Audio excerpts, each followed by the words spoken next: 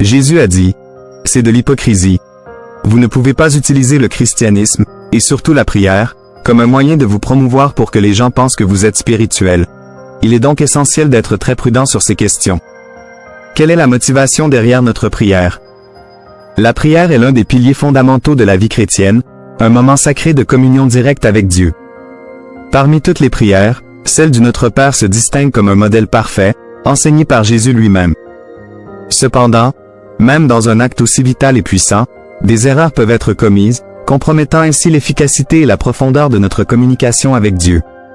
Aujourd'hui, nous aborderons un sujet essentiel pour chaque chrétien, ce qu'il ne faut jamais faire lorsque nous prions. Souvent, par manque de connaissances, nous pouvons adopter des attitudes ou des pratiques qui nuisent à notre vie de prière. Mais que devons-nous éviter pour nous assurer que nos prières soient vraiment efficaces et agréables à Dieu? Pour nous guider dans cette réflexion importante, nous écouterons un passage qui nous apportera des enseignements précieux sur les précautions à prendre lorsque nous nous adressons à Dieu dans la prière, en suivant les leçons que Jésus nous a données. N'oubliez pas de vous abonner à Chemin de Lumière et d'activer les notifications pour ne manquer aucun contenu important. Maintenant, découvrons ensemble ce qu'il ne faut jamais faire en priant et approfondissons notre compréhension de la prière efficace. Bien que tous les chrétiens prient, la prière n'est pas quelque chose de naturel pour nous. Elle exige une certaine discipline, une certaine détermination, pour prier comme Dieu nous l'a enseigné. Je sais que dans les moments de besoin, tout le monde prie de la manière qu'il peut, n'est-ce pas? Et Dieu, dans sa miséricorde, nous répond car l'Esprit Saint intercède pour nous, et Jésus est notre médiateur. Mais normalement, nous devrions prier selon ce que Dieu nous a enseigné, selon ses instructions. Commençons donc, et voyons deux choses que Jésus a enseignées aux disciples, et à nous, qu'il faut éviter en prière. Je vous invite tout d'abord à prêter attention au verset 5, aux premiers mots avec lesquels Jésus introduit le sujet. Il dit, « Et quand vous priez ». Il ne dit pas, « Si vous priez », mais bien, « Quand vous priez ». Il parle du principe que nous allons prier. La prière est une obligation pour chaque disciple. Ce n'est donc pas une question de « le jour où vous prierez » ou « si vous voulez prier ». Jésus considère que la prière fait partie de la vie chrétienne. Il n'y a pas de directive précise dans le Nouveau Testament concernant la durée de la prière. La Bible ne dit pas que l'on doit prier 5 minutes, 10 minutes, 1 heure ou une demi-heure. Ce qu'elle nous enseigne au sujet du temps de prière, c'est que nous devons prier sans cesse. Cela signifie que la prière doit être une constante dans la vie du croyant. Certains prient 5, 10, 15 minutes. D'autres prient pendant 1 heure.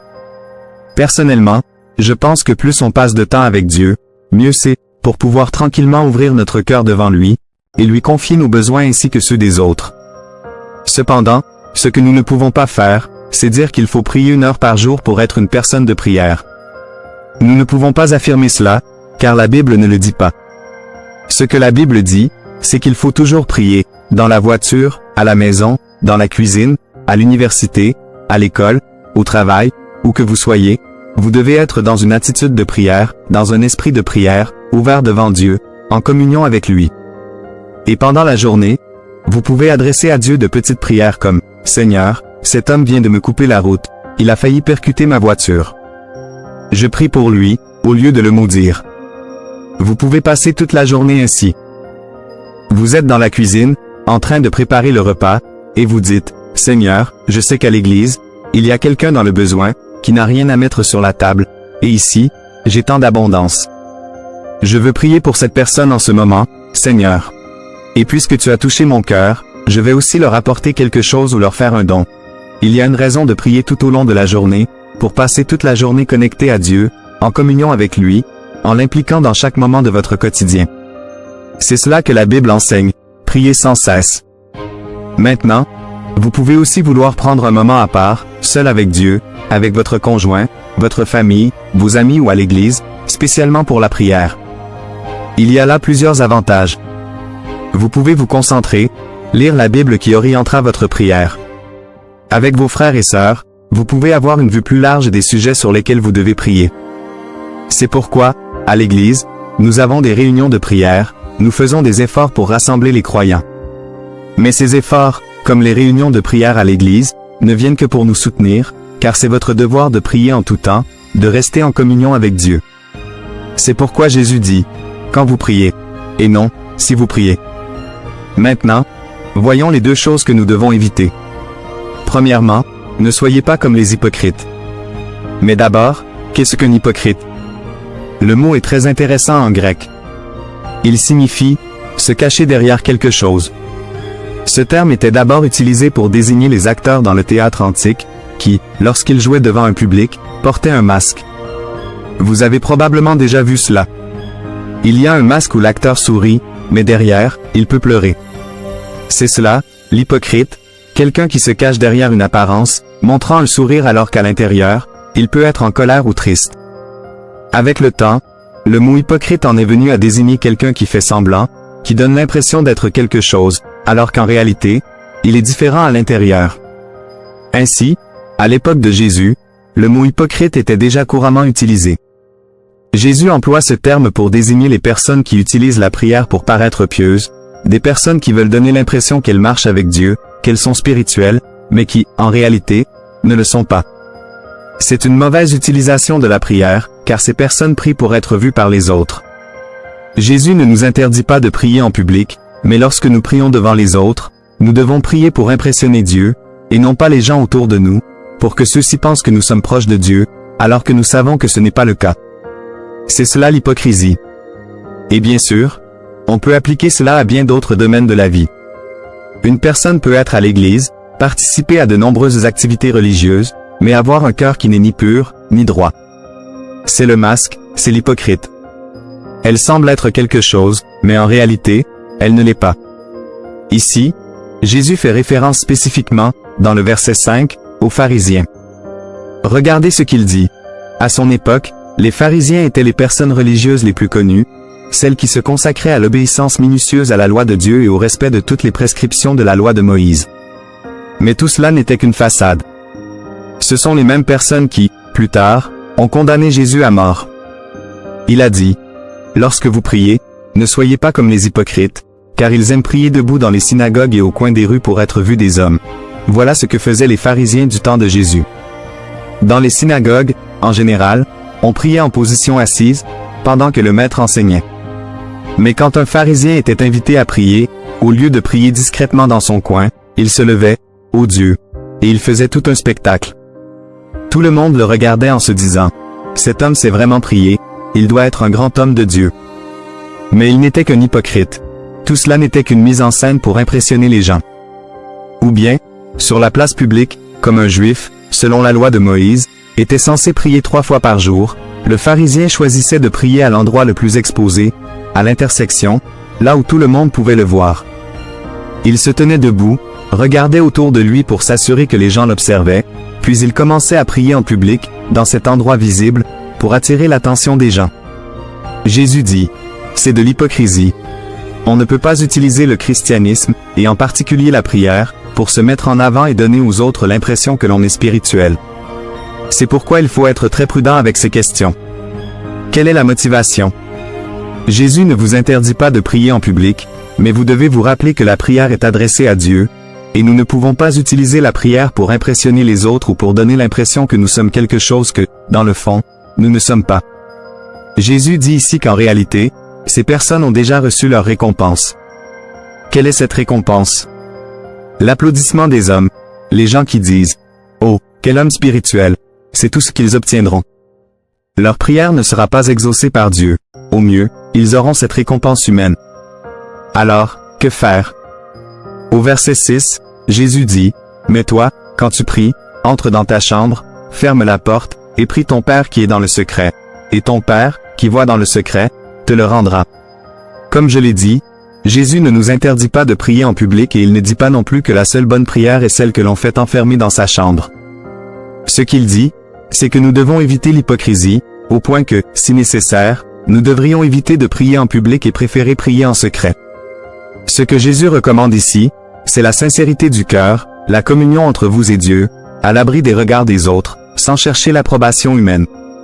La prière est un moment entre vous et votre Père qui vous voit dans le secret, qui vous voit là où personne d'autre ne vous voit, que ce soit dans votre chambre, en voiture, au travail, à l'école, ou dans votre bureau, quand vous êtes seul. Dieu vous voit, et c'est à lui que vous devez adresser vos prières. Nous devons toujours être très prudents avec les paroles de Jésus et les comprendre dans leur contexte. Comme je l'ai mentionné, nous devons comprendre ce que Jésus interdit ici. Il interdit l'hypocrisie, le spectacle, et il nous encourage à avoir un contact intime avec Dieu, sachant que notre Dieu nous voit et que c'est auprès de lui que nous devons chercher la récompense. La deuxième chose que Jésus interdit, c'est les vaines répétitions. D'abord, il a pris l'exemple des pharisiens pour montrer ce que nous ne devons pas faire. Maintenant, il prend aussi l'exemple des païens pour montrer comment nous ne devons pas prier. Les païens étaient eux aussi très religieux. Parfois, on pense que seuls les chrétiens sont religieux. Non, les païens ont leur religion, ils croient en leur Dieu, ils prient leur Dieu, ils offrent des sacrifices à leur Dieu, ils suivent le code moral qu'ils pensent provenir de leur Dieu. Le problème, c'est que cela ne repose pas sur la révélation de Dieu, cela vient de l'imagination humaine. Non seulement leurs dieux sont des inventions humaines, mais tout leur système religieux l'est aussi. Et comme ces dieux ne sont pas des dieux véritables, dans les religions païennes, dans les religions qui ne sont pas chrétiennes, on trouve souvent cette idée de mantra, de répétition de prière, comme si la répétition de certaines phrases ou certains mots avait un pouvoir magique pour influencer la divinité. Les païens répétaient des phrases devant leur Dieu. Vous avez un exemple de cela dans l'Ancien Testament, lorsqu'Élie a défié les prophètes de Baal. Voyons qui est le vrai Dieu, un autel pour Baal, qui était le dieu païen adoré en Israël, et un autel pour le vrai Dieu. Les prophètes de Baal devaient prier pour que Baal envoie du feu du ciel afin de prouver qu'il était un dieu. Ils ont passé toute la journée à crier « Réponds-nous, Baal, réponds-nous, Baal ». Ils sautaient autour de l'autel, se coupant avec des couteaux. « Réponds-nous, Baal ». Élie, qui n'était pas du tout politiquement correct, leur disait « Criez plus fort, peut-être qu'il est parti aux toilettes ou qu'il fait autre chose. Criez plus fort pour voir s'il répond. » Et les gens continuaient de répéter « Réponds-nous, Baal ». Puis ce fut au tour d'Élie. Il se rendit à l'autel qu'il avait préparé, demanda qu'on verse de l'eau pour bien mouiller l'animal sacrifié, et pria une seule fois, « Seigneur, réponds, afin qu'il voie que tu es Dieu. » Et le feu descendit du ciel et consuma l'autel. Voilà le contraste que Jésus fait ici. Quand vous priez, ne soyez pas comme les païens, car ils pensent qu'à force de paroles, ils seront exaucés. C'est parce qu'ils ne connaissent pas Dieu. Jésus explique, « Ne soyez pas comme eux » au verset 8, « Car votre Père sait de quoi vous avez besoin avant même que vous ne le lui demandiez. » Avant même que nous n'exprimions notre besoin, Dieu le connaît déjà, car notre Dieu est omniscient, omnipotent et omniprésent. Il n'est pas comme ces dieux issus de l'imagination humaine, mais il est le Dieu qui sait toutes choses, le Dieu qui connaît les moindres détails de votre vie. Il ne sait pas seulement tout ce dont vous avez besoin, mais il sait exactement ce dont vous avez besoin, même si parfois vous demandez autre chose. Cela ne veut pas dire que Jésus nous décourage de persévérer dans la prière ou de continuer à demander quand Dieu semble tarder à répondre. Il y a une différence entre être persévérant avec Dieu et simplement répéter une phrase. Le meilleur exemple, c'est dans l'Église catholique, où l'on apprend aux fidèles à prier 10 « Je vous salue Marie » ou 20 « Notre Père » pour obtenir une faveur, ou pour être pardonné par Dieu, ou pour expier un péché quelconque en guise de pénitence. L'idée, c'est que si vous continuez à répéter le Notre Père ou le Je vous salue Marie, ou toute autre prière, cela sensibilisera Dieu et le poussera à répondre. Mais Jésus nous dit que cela ne fonctionne pas de cette manière. Toutefois, comme je le disais, cela ne signifie pas que vous ne pouvez pas plaider avec Dieu. Imaginez ceci. Si votre enfant vient vous voir et dit « Maman du ciel, j'ai faim. Maman du ciel, j'ai faim. Maman du ciel, j'ai faim. Chère maman du ciel. » Que penseriez-vous si votre enfant faisait cela, n'est-ce pas? Vous préféreriez que votre enfant vienne et dise « Maman, j'ai faim et j'ai besoin de manger. Tu sais que j'ai 5 ans et que je dois manger régulièrement. Pourquoi ne me donnes-tu rien à manger? Ne suis-je pas important pour toi? » C'est cela persévérer dans la prière, c'est plaider avec Dieu. Pourquoi ne me réponds-tu pas? Seigneur, t'ai-je offensé d'une quelconque manière? Y a-t-il quelque chose de mal en moi, un péché dans ma vie? Ou bien est-ce que je demande mal? Pourquoi ne me réponds-tu pas? Ô Dieu, tu es si bon. La Bible dit que si nous prions et demandons, le Seigneur répondra, mais là, le Seigneur ne me répond pas. C'est différent. Ce n'est pas de la répétition vaine. C'est persévérer dans la prière, plaider avec Dieu, se battre en prière. La Bible nous enseigne à faire cela. Mais penser que simplement en répétant des phrases, Dieu va écouter, c'est du paganisme. Notre Dieu n'est pas ainsi. Il veut que vous lui parliez, que vous raisonniez avec lui, que vous lui expliquiez pourquoi il devrait répondre à votre prière. Et vous pourriez dire, mais ne sait-il pas déjà tout cela? Oui, mais il veut que vous le sachiez aussi. C'est tellement bénéfique lorsque nous nous présentons devant Dieu et que nous lui posons des questions sur les raisons pour lesquelles il ne répond pas, ou pourquoi il devrait exaucer notre prière. Un bon exercice serait, lorsque vous demandez quelque chose à Dieu, d'écrire sur papier 10 raisons pour lesquelles Dieu devrait vous répondre. Ensuite, plaidez avec lui. Vous verrez que peut-être vous n'avez pas autant besoin de cette chose que vous le pensiez. Parfois, nous apportons à Dieu des besoins qui ne sont pas vraiment des besoins, et nous pourrions très bien nous passer de certaines choses que nous demandons. Ainsi, Jésus met en évidence 2 choses à éviter lorsque nous prions. La première est l'hypocrisie, utiliser la prière pour paraître ce que nous ne sommes pas. Et la deuxième est l'utilisation des vaines répétitions, alors que nous devrions, en sachant que Dieu nous connaît, plaider avec lui et persévérer, ce qui est tout à fait différent. Dans la seconde partie de l'instruction de Jésus, il nous dit ce pourquoi nous devons prier. Ensuite, il nous donne le modèle de la prière du Notre Père. Avant de nous plonger dans ce modèle de prière, il faut d'abord se demander ce que Jésus voulait dire en donnant à ses disciples un modèle. Lorsqu'il a donné ce modèle, suggérait-il que nous devions réciter cette prière comme une prière standard à dire chaque jour au réveil? Chaque jour, devons-nous dire, « Notre Père qui est aux cieux, que ton nom soit sanctifié, que ton règne vienne. » Est-ce cela que nous devrions faire? Et, par exemple, au moment de se coucher, devrions-nous réciter la même prière, « Notre Père qui est aux cieux. » Est-ce ce que Jésus voulait dire? Est-ce un modèle, un exemple à suivre pour nous? Certaines personnes le pensent, et tout au long de l'histoire du christianisme, comme je l'ai mentionné, il y a eu des mouvements qui ont utilisé la prière du Notre Père comme la seule prière. Des gens qui ne savent prier que cette prière, et si vous leur dites, au lieu de réciter la prière du Notre Père, parle librement à Dieu, comme si tu parlais à une personne, ils se sentent mal à l'aise de parler à Dieu, parce que la prière du Notre Père devient pour eux une béquille. Ils ne savent prier qu'en répétant cette prière. Je ne pense pas que ce soit l'intention de Jésus.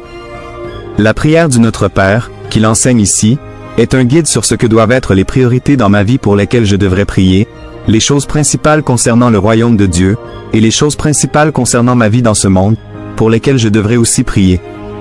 Je peux vous dire que cela fonctionne très bien comme un guide dans ma vie personnelle.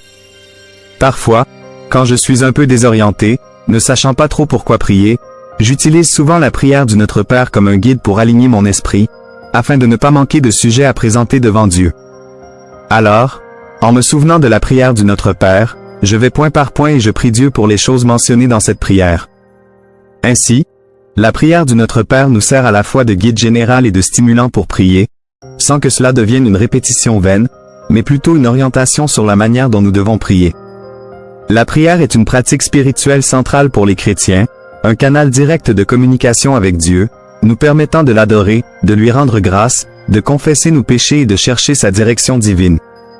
Cependant, même une chose aussi essentielle que la prière peut être mal conduite si nous ne faisons pas attention. Il existe des erreurs courantes qui peuvent compromettre l'efficacité de nos prières et nous empêcher de vivre la profondeur de la communion avec Dieu. L'une des erreurs les plus fréquentes est le manque de sincérité. Dieu désire une relation authentique avec nous, ce qui exige de l'honnêteté dans nos prières. L'hypocrisie, ou l'envie de paraître plus pieux que nous ne le sommes en réalité, n'a pas sa place devant Dieu. Dans Matthieu, chapitre 6, Jésus met en garde contre le fait de prier pour être vu des autres, soulignant que nous devrions chercher Dieu en secret, avec un cœur sincère. Une autre erreur est la répétition vide de sens. Jésus aborde également ce point dans le Sermon sur la montagne, spécifiquement dans Matthieu 6/7, où il nous enseigne de ne pas utiliser de vaines répétitions comme les païens, qui pensent être entendus à cause de leurs nombreuses paroles. La prière doit être une conversation significative avec Dieu, et non une récitation mécanique de phrases sans réflexion. Un autre obstacle important à la prière est le manque de foi. Jacques nous rappelle que lorsque nous demandons quelque chose à Dieu, nous devons le demander avec foi, sans douter. Une prière sans foi est inefficace et révèle un manque de confiance dans la puissance et la bonté de Dieu. Nous devons approcher Dieu avec la certitude qu'il écoute et qu'il répond selon sa volonté. Un aspect crucial est d'aligner notre volonté sur celle de Dieu. Souvent, nous prions pour nos désirs et nos besoins sans nous demander s'ils sont en accord avec la volonté divine de Dieu. Dans la première accent aigu épître de Jean, il est dit que si nous demandons quelque chose selon la volonté de Dieu, il nous écoute. Il est donc essentiel de chercher la direction du Saint-Esprit pour que nos prières soient en accord avec les desseins de Dieu. La distraction est un ennemi subtil mais puissant. Nous vivons à une époque où les distractions sont constantes et peuvent facilement envahir notre temps de prière. Trouver un endroit calme et réserver un moment dédié à la prière peut nous aider à concentrer notre esprit et notre cœur sur Dieu. Voyons maintenant deux exemples bibliques qui démontrent la puissance d'une prière sincère, faite avec un cœur pur et une confiance totale en Dieu. Une histoire puissante dans la Bible qui illustre la force de la prière est celle d'Anne, la mère de Samuel, que l'on trouve dans le premier livre de Samuel, chapitre 1. Anne était une femme pieuse, mariée à Elkana. Cependant, elle était stérile et ne pouvait pas avoir d'enfant, ce qui la rendait profondément triste, d'autant plus qu'à cette époque, l'infertilité était perçue comme une grande honte. Pour aggraver les choses, Pénina, l'autre femme d'Elkana, provoquait et humiliait Anne à cause de son incapacité à avoir des enfants. Un an, lorsque la famille d'Elkana monta au temple de Silo pour adorer et offrir des sacrifices au Seigneur, Anne, profondément affligée, se rendit au temple pour prier. En larmes, elle pria ardemment le Seigneur, lui demandant un fils. Elle fit un vœu en disant, « Seigneur des armées, si tu daignes regarder l'affliction de ta servante et te souvenir de moi, et ne pas oublier ta servante, mais que tu lui donnes un fils, alors je le consacrerai à l'Éternel tous les jours de sa vie, et aucun rasoir ne touchera sa tête. » Tandis qu'elle priait silencieusement, ne bougeant que ses lèvres, le prêtre Élie la vit et pensa d'abord qu'elle était ivre. Mais Anne expliqua qu'elle versait son âme devant le Seigneur, exprimant sa douleur et son désir de devenir mère. Élie la bénit alors en disant, « Va en paix, et que le Dieu d'Israël t'accorde ce que tu lui as demandé. » Après cette prière, Anne retourna chez elle, et le Seigneur se souvint d'elle. Elle conçut et, en temps voulu, donna naissance à un fils qu'elle nomma Samuel, ce qui signifie « exaucé par Dieu », car, comme elle le dit, « Je l'ai demandé à l'Éternel. » Lorsque Samuel fut sevré, Anne tint sa promesse. Elle emmena le garçon au temple de Silo et le confia au prêtre Élie, en disant, « C'est pour cet enfant que j'ai prié, et l'Éternel m'a accordé ce que je lui ai demandé. C'est pourquoi je veux le prêter à l'Éternel. Il sera consacré à l'Éternel tous les jours de sa vie. » Ainsi, Samuel grandit en servant le Seigneur dans le temple et devint l'un des plus grands prophètes d'Israël. L'histoire d'Anne est un puissant témoignage de la manière dont une prière sincère, faite avec foi et humilité, peut toucher le cœur de Dieu. Anne pria avec tant d'intensité et de dévotion que Dieu répondit à sa requête, lui accordant non seulement un fils, mais aussi permettant à Samuel de devenir un leader spirituel essentiel pour la nation d'Israël. L'histoire d'Anne nous rappelle que Dieu entend les prières de son peuple et y répond souvent de manière qui dépasse notre imagination. Le second exemple est une histoire frappante qui démontre également la puissance de la prière. L'histoire du roi Ézéchias, roi de Juda, lorsqu'il fut confronté à une grande menace de la part de l'armée assyrienne sous le commandement du roi Sennachérib. Cette histoire se trouve dans le deuxième livre des rois, chapitre 19. Ézéchias était un roi droit et craignant Dieu, qui régnait sur Juda. Pendant son règne, la puissante armée assyrienne, dirigée par le roi Sennachérib, conquit plusieurs nations et villes autour de Juda, et menaçait maintenant Jérusalem. Sennachérib envoya un messager pour intimider Ézéchias et le peuple, affirmant qu'aucun dieu des autres nations n'avait pu protéger leur peuple contre les Assyriens, et que le même sort attendait Jérusalem. Face à cette menace écrasante, Ézéchias fut grandement affligé, mais il fit un pas crucial, il chercha Dieu. Il se rendit au temple et se prosterna devant l'Éternel, envoyant des messagers au prophète Ésaïe pour lui demander d'intercéder en sa faveur. Ézéchias reçut ensuite une lettre de Sennachérib, pleine d'insultes contre Dieu et de menaces contre Jérusalem.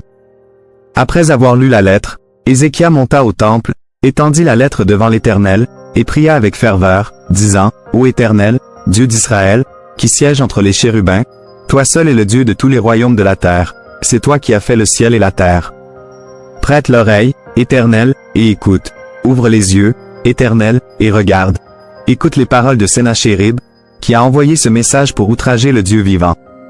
Maintenant, Éternel, notre Dieu, sauve-nous de sa main, afin que tous les royaumes de la terre sachent que toi seul, Éternel, es Dieu. » Dieu répondit à la prière d'Ézéchias par l'intermédiaire du prophète Ésaïe, qui envoya un message au roi, lui assurant que Dieu avait entendu sa prière et que Sennachérib n'entrerait pas dans Jérusalem. Dieu promit de protéger la ville et de vaincre les Assyriens. Cette nuit-là, l'ange de l'Éternel sortit et frappa 185 000 soldats dans le camp assyrien pendant leur sommeil. Au matin, les quelques survivants s'enfuirent, et Sennachérib retourna à Ninive, où il fut assassiné par ses propres fils. Jérusalem fut sauvée, exactement comme Dieu l'avait promis à Ézéchias. L'histoire d'Ézéchias démontre la puissance de la prière dans les moments de grand danger. Lorsque tout semblait perdu, Ézéchias se tourna vers Dieu dans la prière, et Dieu répondit miraculeusement, sauvant Jérusalem d'une menace qui paraissait insurmontable. Cette histoire est un témoignage fort que Dieu entend les prières de ses serviteurs et qu'il est capable d'intervenir puissamment dans leur vie. Prions maintenant ensemble. Seigneur Dieu, nous te remercions pour l'opportunité de communiquer directement avec toi par la prière. Aide-nous à prier avec sincérité et pureté de cœur, non pas pour obtenir la reconnaissance des hommes, mais dans le seul désir de te plaire et d'être en ta présence. Délivre-nous de l'hypocrisie et des répétitions vaines qui pourraient dénaturer l'essence de notre prière. Accorde-nous, Seigneur, un cœur humble et une foi inébranlable, afin que nous puissions pleinement te faire confiance, ainsi qu'à ta volonté. Apprends-nous à prier selon tes desseins et à toujours chercher ta direction dans tout ce que nous faisons. Que nous soyons en communion constante avec toi, à chaque instant de notre journée, sachant que tu es toujours avec nous, que tu entends nos prières et que tu guides nos pas. Nous te le demandons au nom de Jésus. Amen. Souvenons-nous des paroles de Jésus concernant l'hypocrisie, et découvrons ensemble comment le jeûne peut nous rapprocher davantage de notre Père Céleste. Cliquez sur la vidéo qui s'affiche à l'écran et continuez votre cheminement spirituel.